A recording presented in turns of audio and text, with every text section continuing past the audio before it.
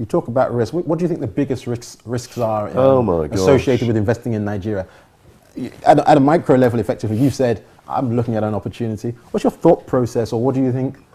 Well, the one I'm looking at relates to technology and the fact that there's so many people here. And if these guys have good corporate leadership, they've been going about 18 months, I shan't say who they are, but they could become a really successful company. They could become like a PayPal or an M-Pesa. Okay.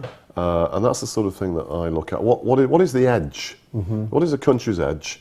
And is a new business trying to exploit that edge with really good leadership? Sure. And that's what I look for.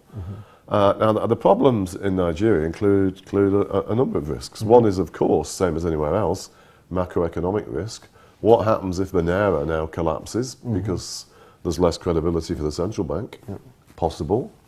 On the micro side, how can you really trust some person that you've been on a flight from London to Lagos about and only met 2 or 3 times, and know they're not only going to be able to develop a good business, but exit? And it's not easy, which is why there's not many people that are very good at doing this sort of thing. Sure. But that's the sort of way I'm thinking about it. So what advice would you give to the policymakers in Nigeria who say, Jim, help us position ourselves to be able to make ourselves more attractive for global capital this year, 2014? I'd go back what do I need to do? And I said it to a member of the cabinet last night at a dinner, and I'm going to say it again tomorrow at a conference I'm speaking at. You, as the lead policymakers, your cabinet, start penalising yourselves for not having a daily organised agenda that you stick to. Okay. I'd start with that, because if people saw that, people are like, wow, Change. there's change. These people are being serious. Yeah. They're not just sort of flirting.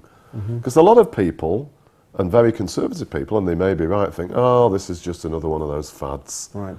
And yeah, the fast money can get in and out, but if we get sucked in, we're going to lose our money. And the only way for policymakers to deal with that is to prove that they're trying to do something different. Sure. Doing business in Africa, you can't afford to be without Africa Investor.